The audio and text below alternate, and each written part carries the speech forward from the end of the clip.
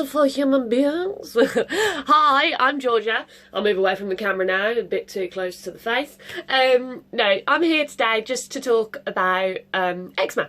I have eczema, so I thought, what a wonderful way to share my tips and advice to you guys. Basically, I've been there, I've got the bloody t-shirt, if you know, you know, and I think when I'm at my rock bottom, all that I want is any advice or any tips or something that could help me out, even if it's in the slightest little way possible. So basically, the first thing I think that's really, really important is to have stuff that works. Brilliant. No, but basically, just find what works for you, because if you think a cream's doing it and you're doing the right routine with it, but it's still not working, then really you need to go back to the doctors and be like, I've tried this, it isn't working, help. So I have found, yeah, I've got to that stage now where everything works for me, and it's brilliant, but it's about maintaining from then on, which you've got that, will be maintaining the routine. So there's no point in having all these creams or lotions or potions that work if you're not going to actually do anything about it. So my daily routine would be shower. It's a great start. No, once I showered, I'm sure anyone with eczema will already know this, but just to reconfirm, don't use any harsh soaps. Don't use anyone with fragrance in or anything like that. I've personally found that this Aveeno body wash, can you see that? This Aveeno body wash is really good. It is still like a shower gel lotion, so that works really well. So it's not like all cream, but really soft on your skin. Brilliant. Been using it for years. Tick, tick, tick. Some people don't even know that you can get like a shower gel lotion and they still use like a shop bought one, if that makes sense. You can get this in the shop, but you can also get it on prescription. So brilliant, love it, use it, brilliant. You can also use it as like a hand wash or something like that if you don't like using too harsh on your hands. I also use in the shower this Dermal 500 lotion, as you can see here, just because this basically acts as like another layer of cream before I get out the shower. Like it just, you know, absorbs up all my moisture of whatever I do have before I get out. You can also get this in a different like format. You can get it in a bottle that you can add to the bath. Like it's usually a 2 bottle caps full you can add to the bath, but I don't have a bath that often, and I find using this every time I shower is much better. So yeah, I use that. I also, when my skin was really, really, really bad, the doctors advised me that I could also use it after the shower. So I know it sounds silly, but so you apply it in the shower and then I got out of the shower dripping wet, applied it again, then went upstairs, and then I could put on my like everyday cream, which is I found that works for me is Cetraban. It's really good, but I have also previously been on Aveeno, E45, Aqueous, I believe it's called, when I was younger. But like I said, initially, it's just about what finding that suits you.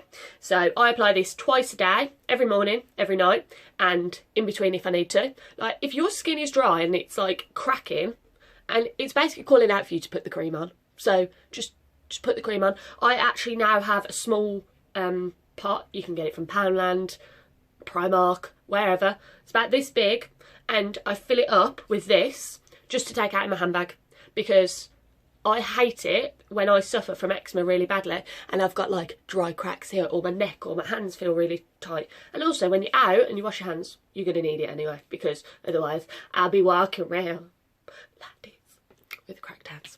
So they say you can apply this as much as you want. This isn't gonna like break down your skin or anything like that, or you know, like with the topical creams they say thin layer sparingly, etc, etc, but yeah, with this, bath in it if you want. No, that was a joke, but just use it as much as you want basically. And then obviously we move on to what I call the strong creams. So eczema works is that it's in a form of like, when you use these strong creams, it's like a ladder.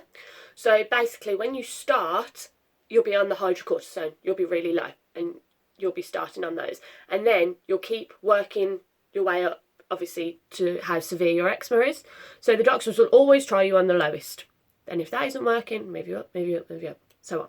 But what's really important, and what most people don't understand, is that once you're on that, like a high one, you use it for like 2 weeks. And then you wean your way off that. So then you use it every other day. Then you use it twice a week, or every other day, or whatever. Then you use it twice a week. Then you use it once a week.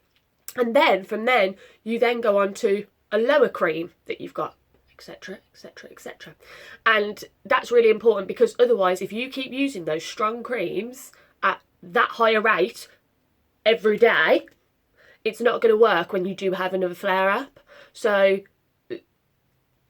do that method, and I'll attach the link below, because people don't really understand it as much, but it's really important to follow. Also, as well, they advise you on how much you should use it. Basically, they'll be there like, there's this fingerprint thing, and it's how much you should use for each body part. So I think for your face, it's like 1 or half. For your neck, it's so much. For your arm, it's 2 of like these.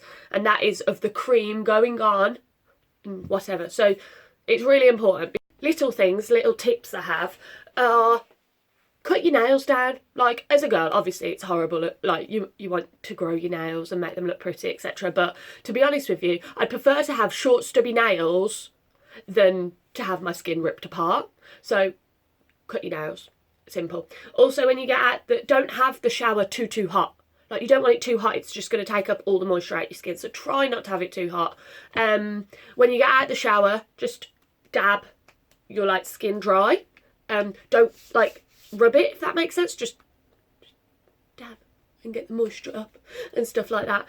Like I said, always take out cream with you. That's really important. Because then I'm self-conscious about it. So if I've got a dry patch here or here or here or something, or my neck's really dry or sore, I'm going to be conscious about it. So just take the cream out with you, and then it eliminates that, and you don't have to be thinking about it while you're straight.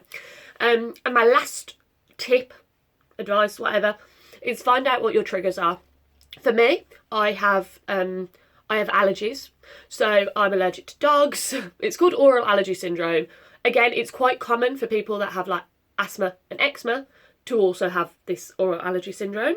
So just see, if you Google this, I'll put the link there again, and you're allergic to these sorts of things: apples, cherries, pears, dust, trees, you've got like hay fever, stuff like that, dogs, cats, stuff like that, then you could have oral allergy syndrome. Obviously go to the doctors, say that you think you have it, you get tested, etc. But it's good, because then I know that I need to prepare myself. So when I know I'm going to be around a dog, I'll take an antihistamine. Not that I think they work, but, you know, it might be a placebo effect in my head. But, nevertheless, apparently antihistamines are meant to stop you scratching. If anyone has had an antihistamine that stopped them scratching, let me know, because I don't know one. I've been on all of them, the drowsiest, highest level ones and everything, and they don't do anything. So yeah. And also I know other triggers. So other triggers will be like alcohol, but that links to the fruits that I'm allergic to, if that makes sense. So if I have a red wine, it's got probably cherries in and like nice rich, like, do you know what I mean, like fruits, I'm gonna be allergic to it. A nice cider, not a cheap cider, but a nice cider that's like really appley, I'm allergic to apples. So, and when I say allergic, it's not like, oh my god, I need an EpiPen, something like that, to date, touch fucking wood that I don't, but it's like I get, you know when you get a stinging nettle and you get those little bumps? That's what I get, like whether a dog's licked me on my arm or my like cheek or something, I'll get that. I'll get really, really scratchy, I'll be like scratching loads. And if it's the fruit that I've eaten, then I'll get like a scratchy feeling at the back of my throat, and it like feels a bit like hair. But just, I'll put the link there. You can look for yourself. If you feel like that's something, then obviously move forwards and try and solve that. If I think of anything more, then I'll let you know. But that is my advice at the moment.